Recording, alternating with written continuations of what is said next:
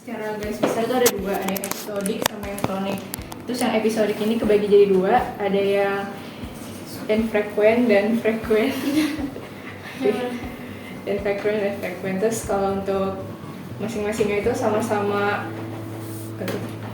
gejalanya sih, nadanya sih Jos aja deh, bahas terus. Oke. Terus untuk epidemiologinya itu sendiri, tension type headache itu adalah nyeri kepala primer dan paling umum terjadi dengan prevalensi global itu 26,8% dibandingkan dengan migrain. Jadi yang paling sering itu adalah tension type headache, terus migrain, baru yang terakhir ada cluster headache. Terus untuk prevalensi usianya itu lebih sering menyerang pada usia dalam rentang 25-30 tahun dengan puncaknya itu di usia 30-39 tahun. Kemudian faktor usia juga berperan di mana perempuan ini lebih sering terkena tension type headache dibandingkan laki-laki dengan rasio 5:4.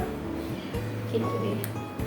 Oke, untuk etiologinya sendiri, penyebab dari tension type headache itu disebabkan oleh faktor nutrisi, diantara adalah defisiensi vitamin B12 dan vitamin D. Kemudian ada faktor psikososial seperti kecemasan, distres emosional dan depresi. Kemudian ada juga penyebab lain seperti gangguan fungsional seperti perubahan pola tidur, dehidrasi, ketidaknormalan sistem endokrin.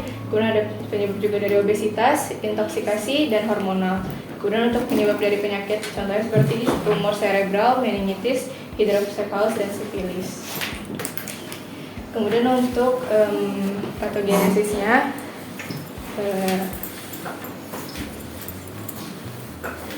jadi yang pertama ada penyebab dari miofascial primer dan komponen dari central nervous system. Jadi ada ketegangan pada bagian pada perikranial jaringan perikranial miofascial, contohnya disebabkan oleh stres atau postur tubuh yang buruk. Itu bisa mengaktifasi dari nociceptor atau reseptor nyeri dengan nervus 5 di trigeminal.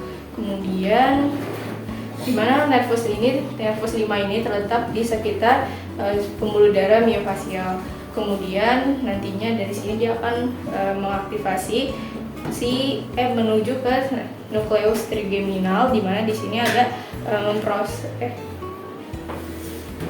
enggak ada ke saraf afferent dulu, maksudnya dari tadi miofascial blood vessel dia bakal ke jadi serabut afferent, di mana ini adalah serabut saraf sensorik yang nantinya akan mentransmisikan sinyal menuju ke nukleus trigeminal, di mana disinilah terjadi proses dari sinyal nyeri tadi. Kemudian dari trigeminal nukleus ini nanti dia akan berlanjut ke tahapan yang lebih tinggi di talamus, khususnya di area kortikal, di mana di sini akan dimulailah kayak kita bisa tahu kalau ini ada nyeri, terus ini lokasinya di mana-mananya di daerah talamus. Kemudian dari talamus dia akan bergerak lagi menuju ke cerebral cortex, di mana di sini adalah pusat somatosensorik yang disinilah terjadi proses interpretasi berupa rasa nyeri yang menyebabkan kita mengetahui kalau ini adalah tension type headache. Gitu deh. Kemudian untuk patogenesis yang kedua bisa disebabkan oleh seks hormon atau estrogen dan progesteron, di mana perubahan hormon ini juga dapat mempengaruhi patogenesis atau terjadinya si tension type headache, di mana hal ini dipengaruhi oleh kemampuan setiap individu untuk memetabolisme estrogen dan pengaruh polimorfisme genetik. Contohnya ya itu bisa dibaca aja sih. Kemudian ada juga penurunan estrogen, contohnya pada saat premenstrual atau menopause, di mana penurunan ini akan menyebabkan sensitasi nyeri atau jadi lebih sensitif terhadap nyeri yang dapat menyebabkan terjadinya tension type headache, di mana kalau ada penurunan estrogen itu berarti akan menyebabkan penurunan dari interaksi neurotransmitter di otak, contohnya serotonin, di mana serotonin ini nantinya akan menyebabkan vasodilatasi atau pelebaran pembuluh darah di arteri cerebri yang nantinya akan mengaktifasi nukleus trigeminal di penjelasan yang sebelumnya tadi, yang nukleus trigeminal terus ke talamus, ke cerebral, gitu-gitu pokoknya. Terus lanjut lagi, kalau sedang kebalikannya, kalau tadi penurunan estrogen bakal menyebabkan sensitisasi nyeri, sedangkan kalau peningkatan estrogen dia bakal menyebabkan stabilisasi nyeri, makanya akan mengurangi penyebab dari tension type headache gitu. Baik, di sini patofisiologinya, mohon maaf sebelumnya, misalnya bila tidak terbaca. Tapi di sini jadi kan ada patologisko ya yang menyebabkan dia munculnya nyeri gitu. Jadi yang utamanya kan dari ketegangan otot, jadi dari paracranial muscle itu jadi otot yang di daerah di sekitar kepala maupun yang di kepalanya sendiri gitu ya. Itu bila ada tenderness, jadi ada apa namanya terjadi luka gitu ya, atau kayak lunak ya, tender lah. Itu dia nanti akan memicu pelepasan substansi inflamasi. Nah, yang kita udah pelajarin dari CND1 ya. Jadi ada bradikinin, ada histamin, PGE2, serotonin dan sebagainya, itu yang nanti akan membuat terjadinya sensitasi pada saraf-saraf yang di sekitar ototnya itu. Nah, saraf-sarafnya ada yang upper ganglion, upper cervical dorsal root, dan juga ganglion dari trigeminus gitu, yang nanti bikin dia menyampaikan pathway nyeri ke talamus, lalu dari talamus ke cortex gitu.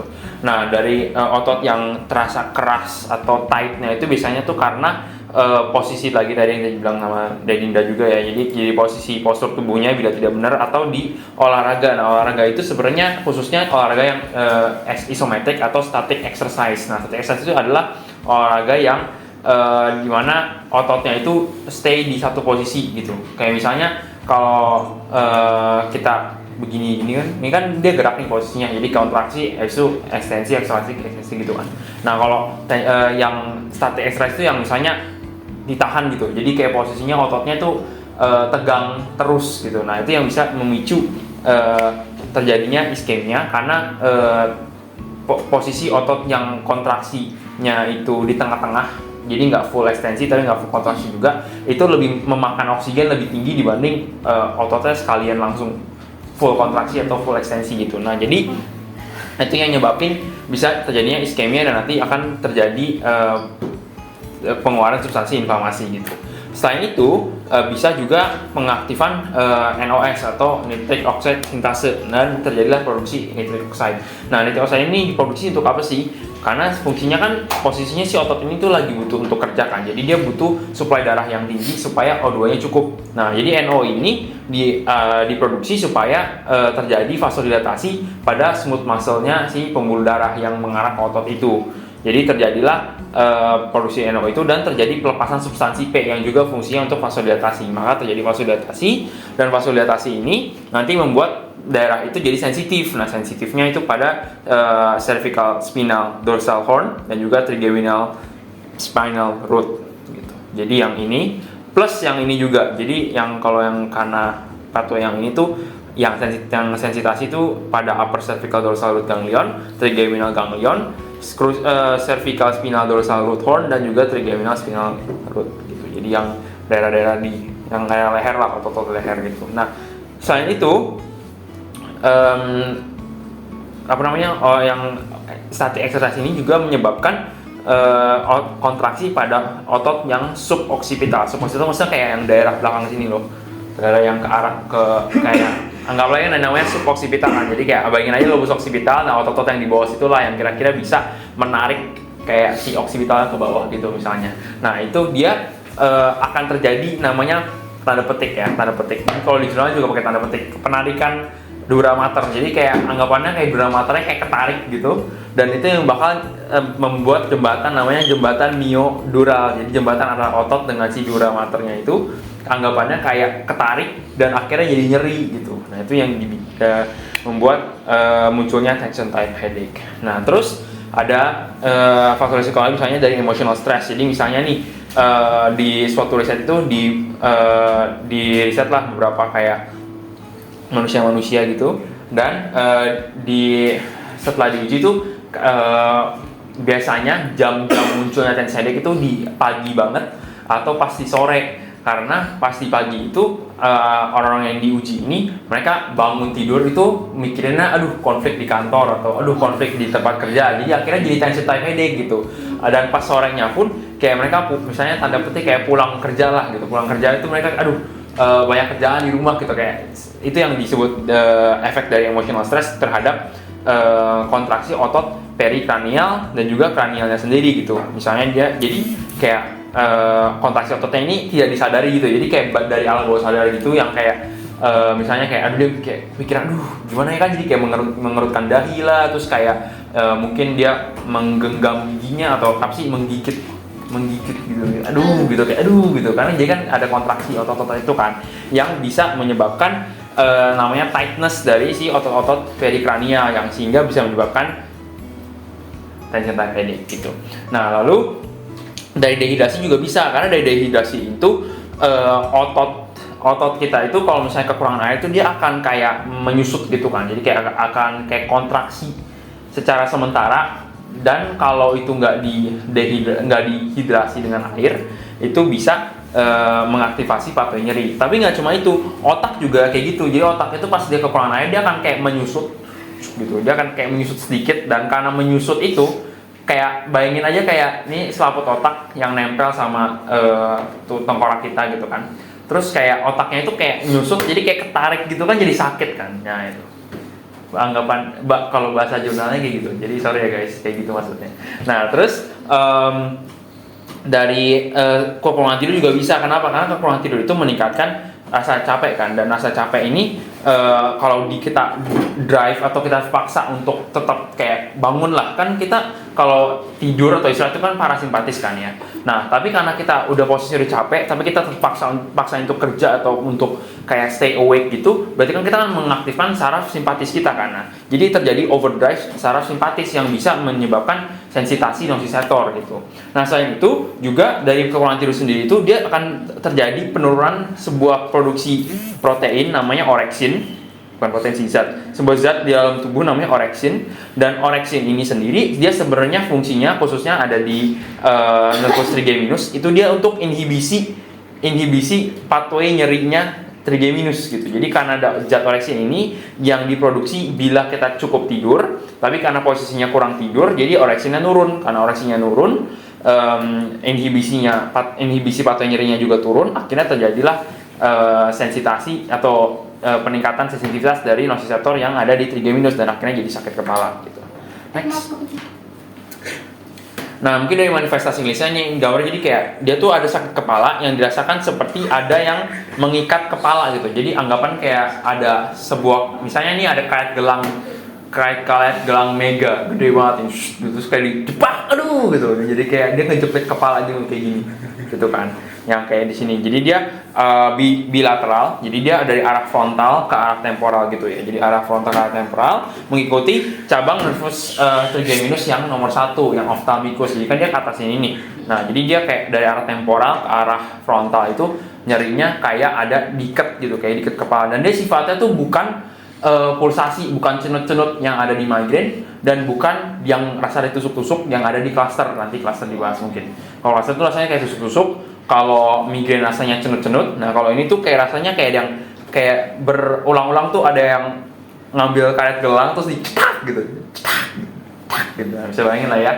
Nah jadi kan nyerinya tuh kayak gitu. Nah terus dia sifatnya bilateral, sifatnya diffuse, jadi kayak rata gitu, dan onsetnya tuh 30 menit sampai 72 jam. Jadi bisa kayak sebentar itu, tapi bisa juga sampai 3 hari masih rasanya kayak sakit di daerah situ gitu kan. Dan tapi paling umumnya itu di range 4 sampai 6 jam gitu. Jadi ini mungkin membuat agak mirip dengan kasus kita karena dia kan 4 sampai 6 jam ya. Jadi dia ini paling umumnya kalau si tension type itu dia 4 sampai 6 jam. Nah, tapi dia bedanya adalah dia tidak ada mual atau muntah karena dia nggak ada sensitasi ke arah chemotrigger zone. Oke, next. Nah, dari diagnosisnya sama seperti penyakit pada umumnya, diagnosis dilakukan dengan pemeriksaan anamnesis, pemeriksaan fisik dan pemeriksaan penunjang. Tapi sini pemeriksaan penunjangnya lebih ke untuk screening aja ya. Jadi untuk screening apakah ada penyebab sekunder ke sakit kepalanya gitu. Nah, dari sini kita mungkin harus cari informasi sebanyak-banyaknya mengenai faktor risiko pada pasiennya ini. Dia pola tidurnya kayak gimana, dia ada riwayat stres atau enggak, mungkin dari tempat kerjanya gitu kan yang sifatnya high stress environment gitu kan. Terus kayak frekuensi dan intensitas dia berolahraga, riwayat dehidrasi dan sebagainya. Jadi kayak kalau kita udah bisa mengerucutkan dari faktor risiko ini saat anamnesis, itu bisa lebih dengan cepat mendiagnosis bahwa dia tuh kenanya tension type headache gitu. Nah dari pemeriksaan fisika sendiri kita biasanya umumnya palpasi area leher, karena terjadi yang tadi ya, tenderness, tightness, dan hardness pada area otot leher, itu ketika dipalpasi itu bisa mereplikasi atau bukan replikasi, memunculkan kembali gejala sakit kepalanya itu. Jadi ketika dipalpasi di daerah leher, jadi kayak dipijit-pijit gitu, itu malah bisa tanda petik mengaktifasi si nyeri kepalanya itu. Jadi bisa sebagai kayak konfirmasi aja kayak oh ini bener nih, kayak ini mengarahnya ke tension type headache gitu. Nah, dari misalnya penunjangnya dilakukan sebagai screening aja untuk mencari ada penyebab sekunder ke sakit kepalanya. Jadi kan kayak kalau misalnya ternyata pas di misalnya penunjang ini normal semua ya udah aman gitu kan. Tapi kalau ternyata pas misalnya penunjang ternyata bisa menemukan gejala-gejala yang mengarah ke penyakit sekunder yang menyebabkan sakit kepala, berarti kan itu bisa ditangani dengan lebih cepat gitu. Mungkin next. Selanjutnya untuk diagnosis bandingnya mungkin sama kayak yang dijelasin sebelumnya. Ada tension type headache, cluster headache, sama migraine. Dimana kalau bedanya, kalau yang tension type itu dia bilateral, kalau yang cluster sama migraine itu unilateral. Kemudian untuk durasinya tension type itu 4-6 jam, kalau cluster headache itu bisa 5-5 menit sampai 3 jam. Terus untuk migraine itu 4-72 jam. Kemudian untuk karakteristiknya itu sendiri, kalau yang tension type headache itu tadi dia nggak ada pulsasinya gitu, jadi nyeri kepala aja tapi tanpa pulsasi.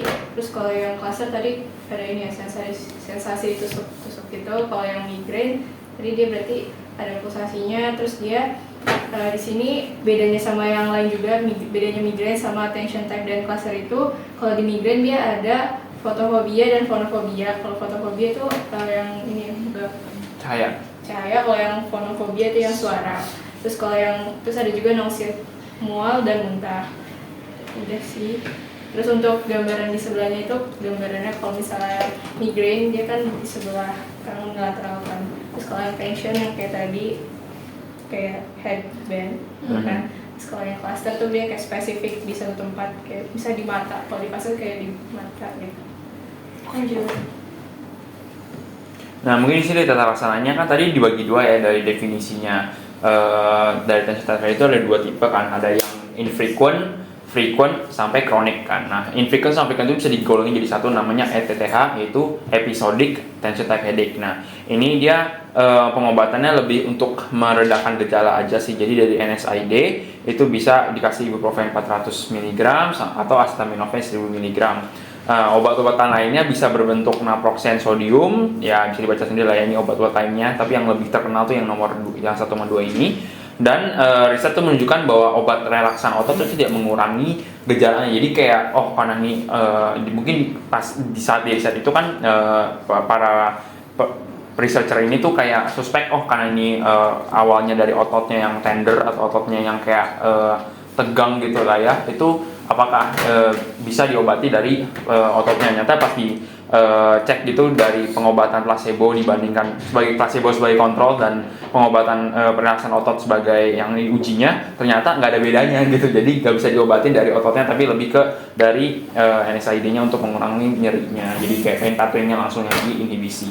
Nah terus obat-obatan ini juga sebenarnya nggak boleh pakai terlalu banyak, jadi lebih ke untuk pengobatan akut aja. Jadi bukan diminum terus menerus, tapi untuk pengobatan akut ketika terjadi gejala aja gitu. Kenapa? Karena kalau terjadi overconsumption atau overuse gitu, nanti terjadi malah sakit kepala yang lain, namanya medicine overuse headache. Jadi dia jadi sakit kepala yang akibat menggunakan obat yang terlalu banyak gitu.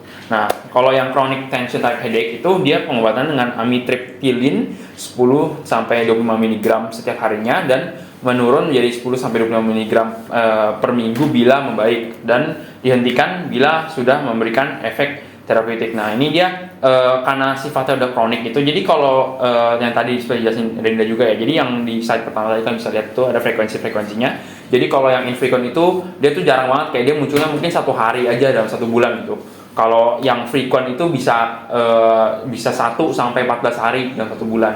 Tapi kalau misalnya kronik itu dia bisa 15 kali lebih juga per hari, bisa kena terus gitu. Nah, itu yang mau dikurangi. Jadi kayak pengobatan CTTH ini lebih ke mengurangi morbiditasnya aja supaya dia bisa lebih tetap beraktivitas gitu, nggak dihalangi dengan si sakit kepala ini gitu kan. Nah, tapi juga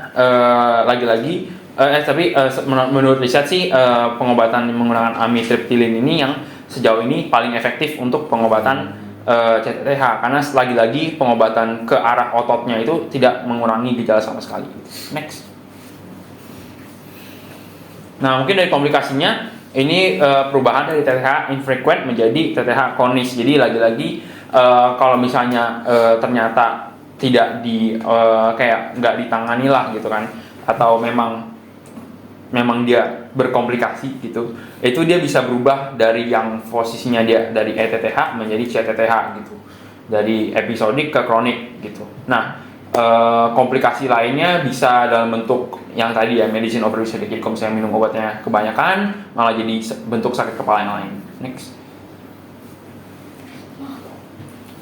Sementara untuk prognosisnya, dimana untuk prognosis yang buruk kalau misalnya ada eksistensi dari migrain, terus untuk orang yang belum nikah dan punya gangguan tidur, kemudian untuk faktor yang baik ya gitu, untuk contohnya pada usia lanjut dan tanpa diagnosis dari chronic tension type headache.